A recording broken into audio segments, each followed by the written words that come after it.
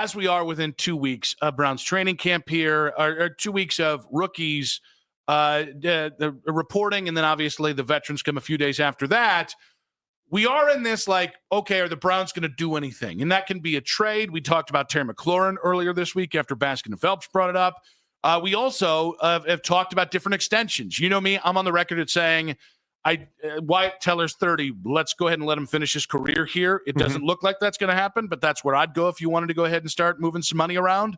Mary Kay Cabot was on with the Morning Boys today, and she talked about an extension that could happen here in the next 3 months, 4 months, 5 months. And I was a little surprised to hear this. One they're going to have to look at would be David Njoku. And David is looking to rebound from a very uneven year last year. But I did ask Andrew Berry about that at the owners' meetings or somewhere about extending David. And he basically said that that's something that David wants. It's something the Browns want. And so I think we'll see something happen there at some point, not necessarily in training camp or before the season, but I think it's something that both sides want to do. So you can watch for that over the coming months, I would think. Now, this is prescient because David turned 29 today. So happy birthday, David. We know you're listening. P1 of the show. Only afternoon drive. He'll occasionally listen to the Morning Boys, sporadically listen to middays. He loves afternoon drive. It's a fact. Don't look it up. But I do think this is interesting because there's not a lot of guys I actually would extend right now today. And if they got a deal done at any point between now and the first 4 weeks of the season, I would kind of wonder why. Oh, so you'd wonder why? Because you just don't think the team is ready for it? Is that the basis on that? I don't know he's an essential part of the Browns going forward. He is 29, and that's actually pretty young, but he's had a lot of health issues. Last year, so it's not even that he didn't have quarterback support. He didn't move well last year, and there might be reasons for it. I'm not comfortable. I would need to see him play like he did in 2023 for at least half the season before I'm putting any future money on the books for David. The good news for him on that is that that happened with Joe Flacco, where he looked his very best in 2023. Like, there's a connection between him and Flacco. And what happened there was that I always thought was interesting is just Flacco bought enough time for Njoku to basically run around and get open, and then he just kept hitting them. I don't let age when it comes to tight ends get in the way that maybe it does in some other conversations. Like Kittle at 31 was awesome last year. Since hitting 30, he's had back-to-back 1,000-yard seasons. Mark Andrews had 11 touchdowns last year, his age 29 season. He'll be 30 in September. And Travis Kelce's my age. Like, you can be an older tight end and still have success in today's NFL. The question you have to ask for David, and I'm leaning towards extend him, by the way, is do you feel like Harold Fannin will be better than him in a year or two, and then you can just supplement him elsewhere? Or do you feel like it's the type of thing that it'll be Fannin, it could be Njoku, and when you have your rookie quarterback, you can be off to the races? I think David has been a very serviceable pro. And I think, even though he was a late first-round pick, I think the fact he's been here almost a decade, 8 years, going on 9 years, and he's been the dependable. Outside of the injuries and early drops in his career, but like the last 5-6 years, remember when he had the jug machine set up in his house? I do. Man loves the jugs machine. That was a fun couple-week stretch. It's like, David, you're going to break a vase or two. Maybe take that thing outside. He's like, I got to do it in the living room. He's like, I don't have vases. I'm a grown man. I'm a single grown man. So the age is a small part of it for me. I just don't think he's been good enough. Like, he is a dependable tight end. So I guess it really comes down to like what end. Like what level? Like if he wants top 10 money, I don't think he's worth top 10. So okay. So let's talk about that for a second, because right now his average per year is around $13 million. That puts him right around top 10 money, somewhere in that stretch. Like, it's not. He's not. I agree with you. He's not Trey McBride money, who's getting $19 million a year. He's not George Kittle money, who's getting $19 million a year. If we treat him like he is a fringe top 10 tight end and then pay him accordingly, let's even say let's take a pay cut for David Njoku, and he's at $11-12 million territory. Does that set you back too much? So if we start talking about pay cut, I'm more interested in it.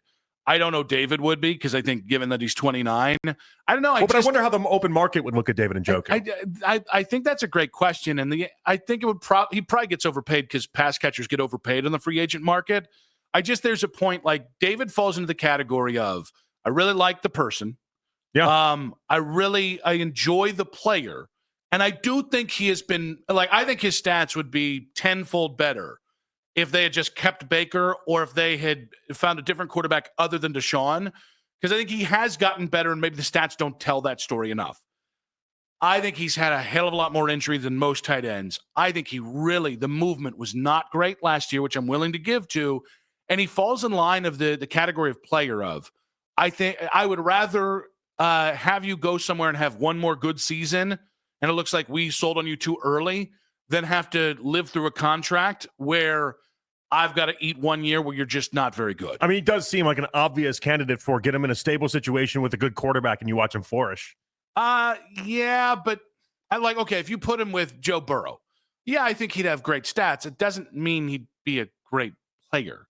Like when you watch David, you think great?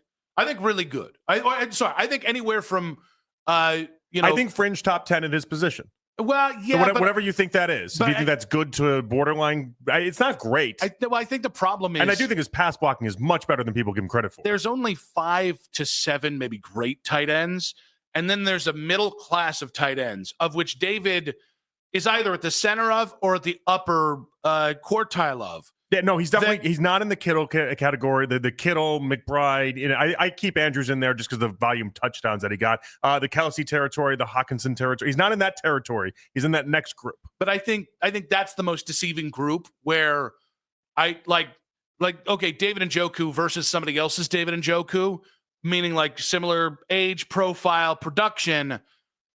I mean, he's in the quintessential, the tight end offense in the NFL. And he's had one great year. He's had a couple good years, and then last year was a step back. I don't know. Like, you don't have to pay everyone, and I appreciate the Browns' willingness to do so. I think we're at a point where, all right, we're trying to move forward. We're trying to get younger. I just think there's a lot of sense to say I don't think we need to re-sign David unless it's at a pretty significant discount, where it doesn't matter who's better, him or Fannin. You just have 2 nice tight ends you get to use. Okay, but so the hard part about this is that if you're going to do it, you have to do it in the next couple months. You can't wait until after the season. I guess in theory you could wait until after the season, but then you'll be competing against everybody. The bet you'd have to make then is that for your rookie quarterback in 2026, the person you draft in that class, do you feel comfortable? And Stefanski cares about tight ends in such a big way. Harold Fannin, we haven't seen play at all. So it's such a guessing game. But are you comfortable with Harold Fannin being your number 1 tight end? I'm comfortable with somebody else being my number 1 tight end and that being an open-ended thing. It's, again, I want to make it clear. Like, I don't dislike David. It's a matter of principle. Like, I think the Browns have actually gotten into we pay too many people. And I think David Njoku is a case study of okay, so if they re-sign David Njoku and Wyatt Teller walks next year, that to me is ass-backwards logic. Okay. Because I get what you're saying. One to me is a dominant player at his position, fits the scheme, even better than like David Njoku fits your scheme, because it's just a tight end positive. That's not specific to David. It's specific to I know. It's just we have so many question marks of people that can actually catch the ball. And David Njoku can catch the ball. I'd rather reinvest that David Njoku money in a wide receiver. And they think differently because if Kevin's still here, they think differently because with $12 million, you might have 1 or 2 receivers on the field max. Unfortunately, $12 million a year though right now is barely a third wide receiver on your team. Yeah, it is. But you pair it with another $8 to $10 million, and you might find yourself a decent wide receiver. We're comboing up Wyatt Teller money and David Njoku money to then get a wide receiver. That's a different conversation. And that again, and that might be what they end up doing. By the way, I'm all in on Wyatt coming back here. I think it's a little ridiculous. It hasn't happened already, unless it's a him decision and not a them decision. But I kind of look at this and I'm going, okay, yeah, if I could turn Wyatt and David into a number 1 receiver and paying that guy, that's something I'd be comfortable with doing. We're talking about the idea that Mary Kay Cabot espoused with the Morning Boys today while going to Yellowstone, by the way. Like, if you can call into a show and just casually drop, I'm on a girls' trip and we're going to Yellowstone, that's pretty cool. I didn't know that because I actually texted her this morning about something else. And then I found out later that she was on vacation. And there are very few things that really, truly make me feel awful. When I find out somebody's on vacation, I've texted them about worse things. Oh, I hate it. I feel like a heel. I got great respect for the people that do the hits on vacation, though, because it's just like they have an understanding that it's like a week in, week out thing. And I love that, but I'm with you. I'd rather just be like, no, enjoy your vacation. I think I pulled my punch in the first segment. There's no circumstance in which I'm comfortable extending David. So obviously I'm going to try to go to bat for David, and I'm not letting age stand in the way because there's way too many good tight ends out there that are over 30 years old right now. But what I would say, him. Like you mentioned Kittle, here's what I would say. What I want to say to David right now is you did not make my defensive view any easier, and I wish you had. I like in the last year, in the lack of play that you had, and really what's happened and transpired over the previous 3 years, you've not given me the greatest defense. Yes, the Pro Bowl season was nice, and having Flacco there does matter. But if I'm trying to author up a great defense of why the Browns right now with the Browns situation should extend David Njoku, all I'm arguing for is I just like him as a player and I want to keep him in a Browns uniform. I'm not arguing for common sense when it comes to you should pay David Njoku a boatload of money. You could have 4 holes on the offensive line next year, and you might actually have to replace the whole offensive line. You got a lot of people you have to start doing stuff with. And here's if they had actually drafted offensive linemen this year, I might be more willing to agree. But like, give me Wyatt Teller, DeJuan Jones, and then that's room for a guy like Zach Zinter at left guard. Or and Zinter's got to be better than he was last year. But back to the Njoku thing for a second. I think it looked like the Evan Ingram deal. 31 years old. It was $23 million for 2 years, and it's just not. You're not breaking the bank. I think people think Njoku's trying to get Trey McBride money, and he's really. I don't think that's his. I don't think it's his market, and I don't think the Browns would be offering anything close to that. I just think where you are is the next 2 years.